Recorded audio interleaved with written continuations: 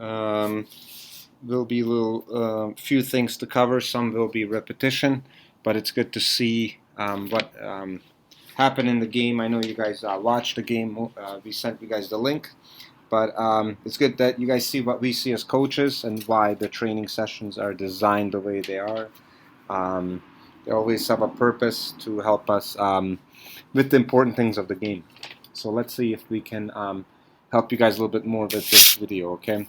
So the first one is just kind of show you a scenario that happened here. So we're building out of the back.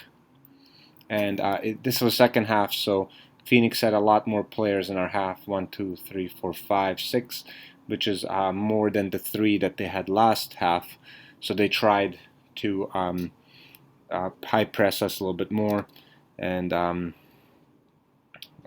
you know.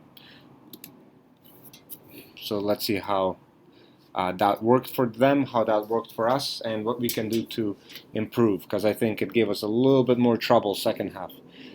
So in this case, exactly what I mentioned in the previous videos is center back targeting the 8 or 10, and then going to the fullback, which you guys can see was a really good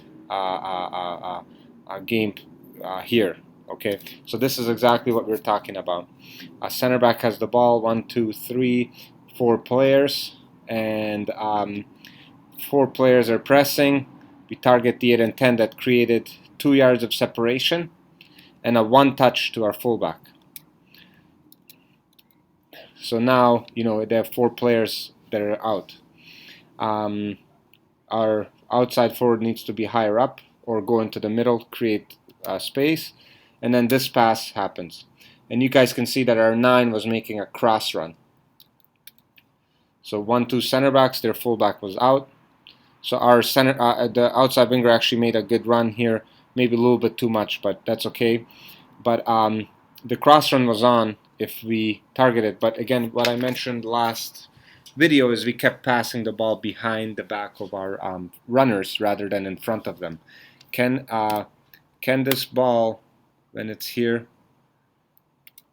can we curve it around this way so it goes in front of so this ball needed to travel this way in front of this player so that our 9 can just go in between her and take the ball, if that makes sense. So the ball should have, you know, curved in this way so that our 9 can split them and go to goal.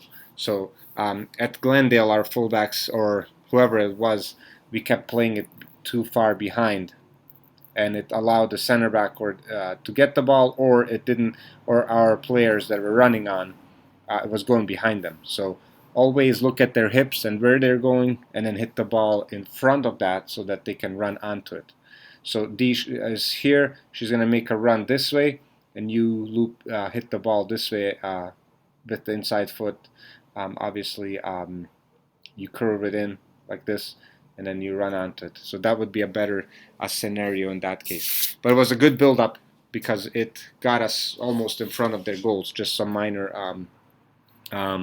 tweaking. But like I said, at practice, one thing that we are going to cover is the 8 and 10, as you guys have seen. 1 touch to the fullback. Fullback will look up and in a 1 or 2 touch send a good ball forward.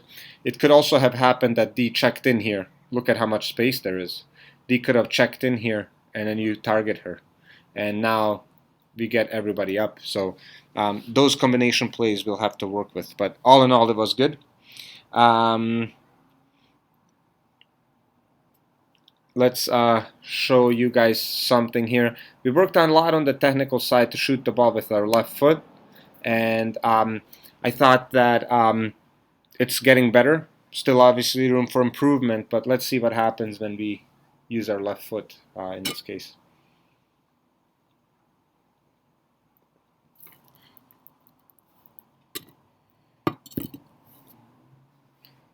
So almost a goal. Let me just show you guys a few details here. So first of all, a good throw-in to our player. Secondly, our player receiving the ball on the throw-in and making an amazing pass under a lot of pressure with 4 players around them. So we covered a lot on the technical side, the throw-ins. So glad it's working. So the throw-ins are going to our players. Our players are able to receive it without panic, and then we covered the left foot. So this could have been, and that was actually a really good left foot shot. The only thing we need to improve on here, this goes for all players, is the best forwards in the world will always follow up shots. Just you never know what's going to happen. And in this case, it hits the inside post and goes around. If you guys watch our forward here on the heels, going backwards, the shot is happening, stops, you know what I mean? You have to be in front of that. The second the shot is being even, the second you see that our forward is has that foot locked in for a shot, you're already running and crashing the goal. And you never know what's going to happen, but you have to be there so you can tap it in. And that's what we need to do better in this case. But all in all, really amazing a scenario, I thought. So let's go one more. One more on the build up to the 8 and 10. So let's see, 7, 10. So again, we get the ball here, and we're going to decide to go long. Their player gets the ball, and then we're going to fight for it here, which they receive the ball, and obviously give us some trouble, but that's okay. So in this case, when you guys know that they have 1, 2, 3, 4, 5, 6, and I think 7 players in our half, so it's hard to build out of that. But you guys can see a separation here, and you guys can see that where the fullback is. So my opinion is, can we hit a nice driven ball on the ground here, and then a one touch out here, and then our fullback is, and then we're completely, their 7 players are completely out of the loop now. You guys see there's lots of separation here even now. So a simple pass, 1, 2, and the fullback is gone. That would have been much better. So that's something, again, like I said, that we'll work on that at the practices. So it doesn't have to be every single time, but I do feel that against Glendale and then against Phoenix, and obviously the games in the past, we haven't done a good enough job using the 8 and 10 to build up. And when I say not a good enough job, I don't mean not a good enough job. That was not a good statement. What I meant was not enough. We don't use them enough. So we need to just develop the passing sequence there, and we will do that. And just because, like, when teams high press us, we need to be able to get out of it.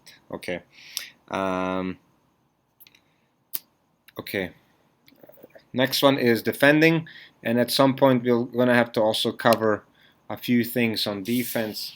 But as we were up 1-0, this happened here. So if you guys can see the one-on-one here, and watch, and their player gets the ball, does a cross, and we're extremely lucky to not get punished here. So the defending was extremely poor in this case. It has to be better. It's something we have to just cover at the training sessions, but we cannot let players get by us like that. It was way too easy, way too simple, and then give them such an easy cross, especially against a team that we covered that is big on the headers and all of that.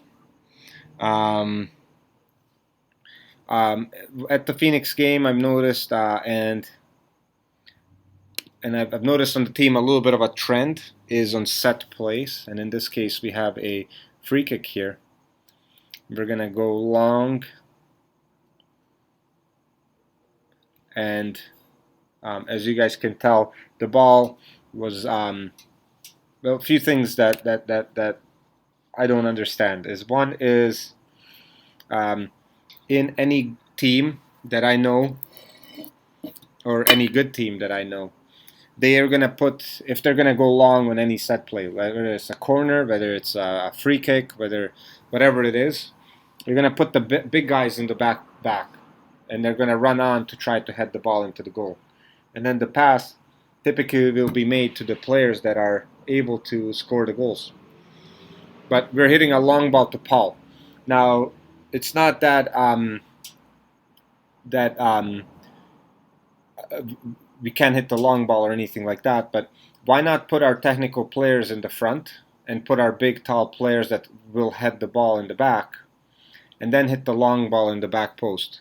So that way, if the big players can either, if they can't head it at goal, they can at least target the shorter players in the front post who are technical and can, finish on the ground, right?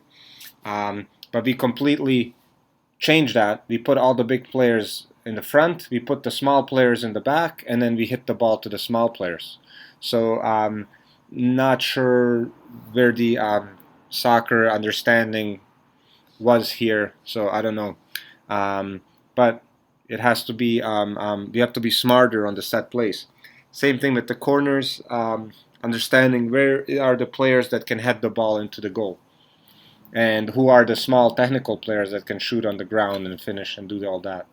So you guys have to, before releasing any set plays, look up, read your players, know their qualities, and then decide to make the plays, right?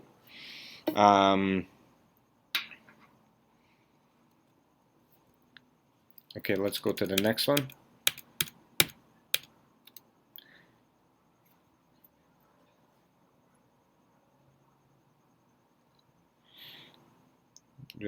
Just watch here.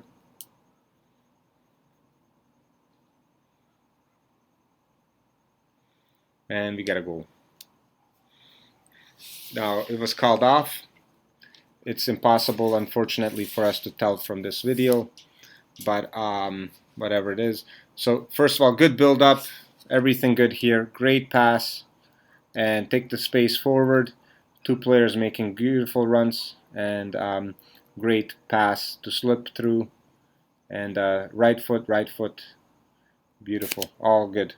All technical here. So if you guys look, correct first touch here with the right foot, slip the ball, one touch very fast, go around, pass left foot, and then this player makes the pass with. So everything is good. Can't be better. Now, except I don't know if we could have maybe made the pass a little bit sooner before offsides happen. I don't know, but I don't think that's the case.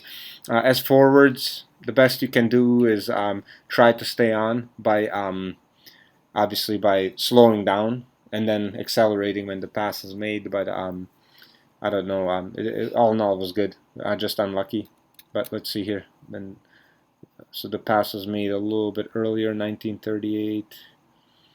1938. Let's see at 37. Yeah, it's impossible to tell if this player kept us on or not, but it happened. So unfortunately, it wasn't a goal, but that's okay. It was a great play. Great play from everybody. Sometimes we're gonna get unlucky, and it's gonna happen. All right, last one, 2202.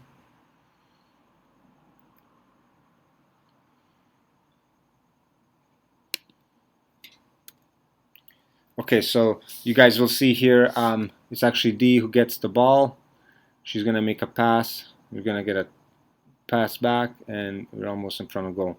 So again, this is the 1-2s that we keep talking about. So you get the ball, go into the middle, make a 1-2. I think just for me, 1-2s, if we can do them on a one touch, so that their players don't have enough time to recover and make these tackles.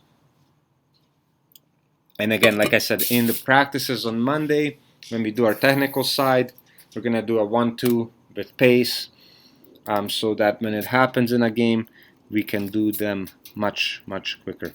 So focus on that on Monday. Okay, until the next video, we'll have one more. The next video will be the last part of the game, the last 10 minutes or so. So let me just show you a few things how to close out the game better. But other than that, it was all good. Okay, we'll see you in the next video.